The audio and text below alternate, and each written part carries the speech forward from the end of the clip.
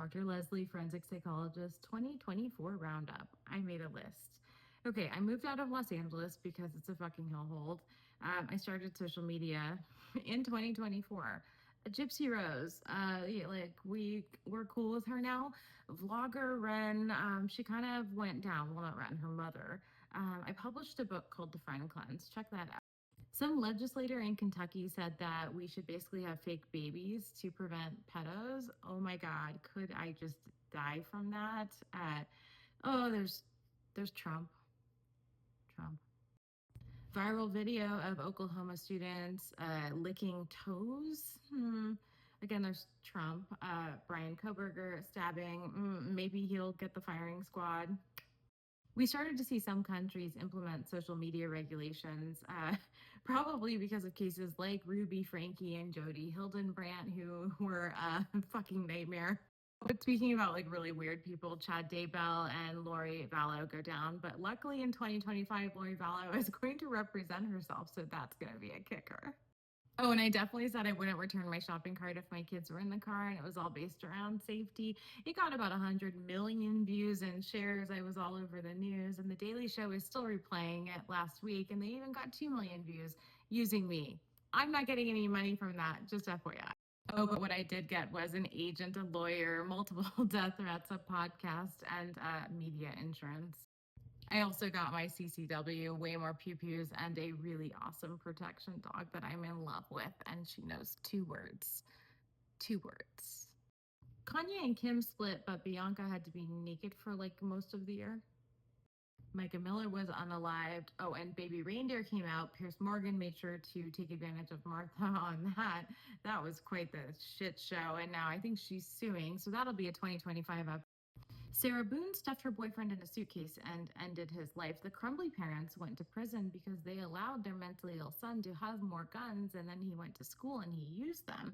Oh, and then Melody Ferris, a very small woman, was held accountable for burning her husband, but there's still absolutely no way how did she carry a 6-foot man out there? There's an odd trend of burning women alive on the subway. Also, there was a dad who like made his child run on a treadmill and then he didn't live.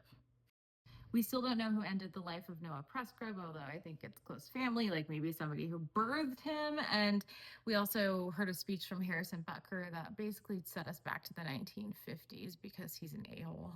Something happened with Kate Middleton, Kate Beckinsale. We lost Matthew Perry, and Alec Baldwin actually ended the life of someone, but he ended up okay. His woman wife still has multiple accents, but she seems to be from Spain. And then the person in prison for all of that doesn't seem to be the one who's actually the one who needs to be, because the person who originated the bullets that ended the life, we still haven't figured out who he is or what happened. Trump's a felon, but now he's our president, and someone named Giselle Pellico changed the fucking world this year.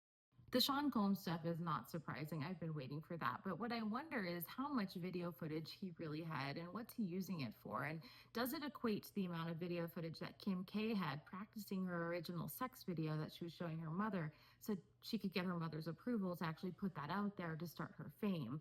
And of course, we end 2024 with Kim's absolutely repulsive thirst trap of a video because she's actually finally being canceled and dying in the media, and she doesn't want that, so she's going to do this. There were 80 school shootings in America this year. Biden's team didn't really think that we knew he had lost his mind. Madeline Soto case, what the living F? A mother is involved in something like this. Cardi B made a post where it clearly says pedo in the background. It's still up. No one did anything about it, and she's still backed by multiple companies. I got to meet with Big Homie, who is now a friend, and he has changed my life. Conor McGregor, guilty, obvious. We all saw that. But then there's somebody else who was guilty in the past, Mike Tyson, and then all of a sudden he is just on Netflix, and nobody seems to really care. Maybe he did so poorly because the ankle monitor was weighing him down. John Cena's ex, Nikki, gets beaten up by Artem, a dancer. Blake Lively's PR team comes in strong the week of Christmas. Unfortunately, we can't report on 2025 yet because that's when we're going to see the other side of PR, when Justin really comes at her.